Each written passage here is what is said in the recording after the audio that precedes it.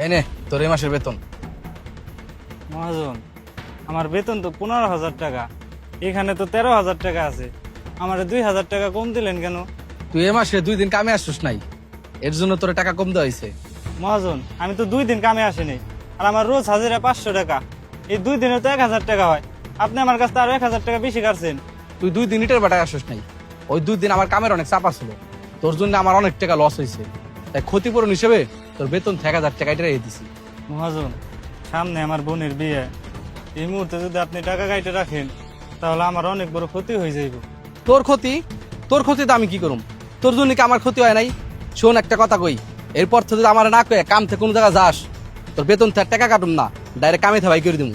ঠিক আছে মহাজন, এই ভুল আমার আর কখনো হইব না। ওই ওর বেতন কত? 12,000 মহাজন।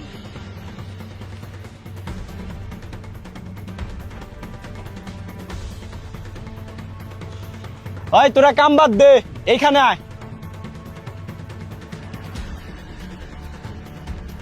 মহাজনের ছেলে সন্তান হয়েছে, তাই এই খুশিতে তোদেরকে 20,000 টাকা পুরস্কার দিব। কিন্তু এই 20,000 টাকা সবাই পাইবো না, পাইবো যে কোনো একজন। তোরা তো আবার এখানে 4 জন, তাই মহাজন সিদ্ধান্ত নিছে এই টাকাটা লটারির মাধ্যমে দিব।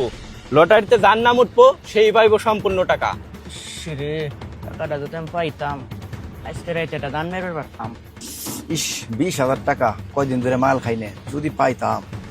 টাকাটা যদি পাইতাম, আজকে রাত্রে খেলা আছে, তাহলে লাগাই দিতে পারতাম।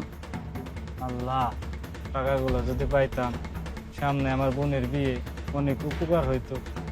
ওই এখন ড দিতাছি। মহাজন আপনি উঠান। আজকের বিজয়ী জুয়েল, সবাই হাততালি দাও।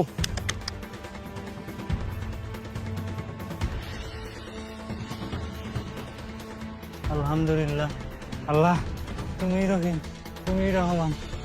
ওই জুয়েল বাদে আর সবাই দার দার কাজে চল যা। এই নে তোর পুরস্কারের টাকা। মহাজন, আপনাকে অসংখ্য ধন্যবাদ। ধন্যবাদ দেওয়ার কিছু নাই, আল্লাহ তোর নামে লেখা রাখছিল, তাই তুই পাইছোস। যা তোর কাজে যা। ঠিক আছে মহাজন। জহির আয়। মহাজন একটু দাঁড়ান, একটা বিষয় আমি কিছুই বুঝতেছি না। তুই কি বুঝতে পারতেছিস না? কালকে জুয়েলের বেতন থেকে 2,000 টাকা কাইটে রাখলেন, আবার আজকে ওর 20,000 টাকা দিলেন। এমনকি এই লটারিতে 4 জনের নাম থাকার কথা, কিন্তু এই 4টা নামই তো জুয়েলের। আমি তো কিছুই বুঝতে পারতেছি না।